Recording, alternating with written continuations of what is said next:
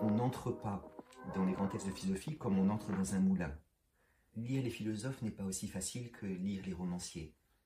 Il n'est pas nécessaire de lire plusieurs fois la phrase de Flaubert « La marquise sortit à 5 heures » pour la comprendre. Il faut lire plusieurs fois la phrase de Heidegger « Le dévoilement qui régit la technique moderne est une provocation par laquelle la nature est mise en demeure » pour espérer commencer de la comprendre.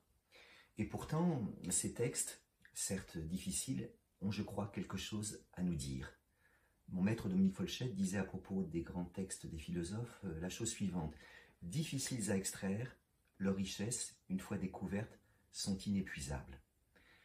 Au nombre des textes que nous allons travailler, un texte de Kant, un texte de Descartes, un texte de Spinoza, 2 textes de Heidegger, des textes de Rabelais, de Montaigne et de Pascal, certains paraissent faciles à la première lecture et pourtant quand on regarde de plus près, ils s'avèrent bien compliqués.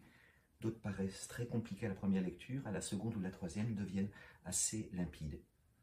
Tous ces textes, je dirais que je les connais par cœur, par le cœur.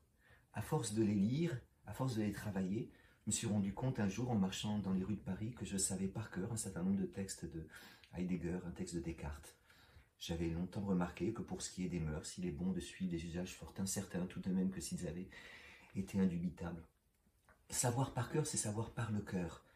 Ce n'est pas simplement l'esprit qui travaille, qui découvre les beautés et les richesses de ces textes, c'est aussi le cœur.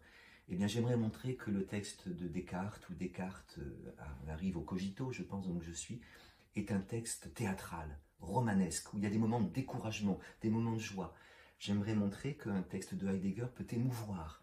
J'aimerais montrer que Spinoza n'est pas aussi géomètre qu'il l'a bien voulu. Bref, je convie nos auditeurs et nos auditrices à la joie de la révélation.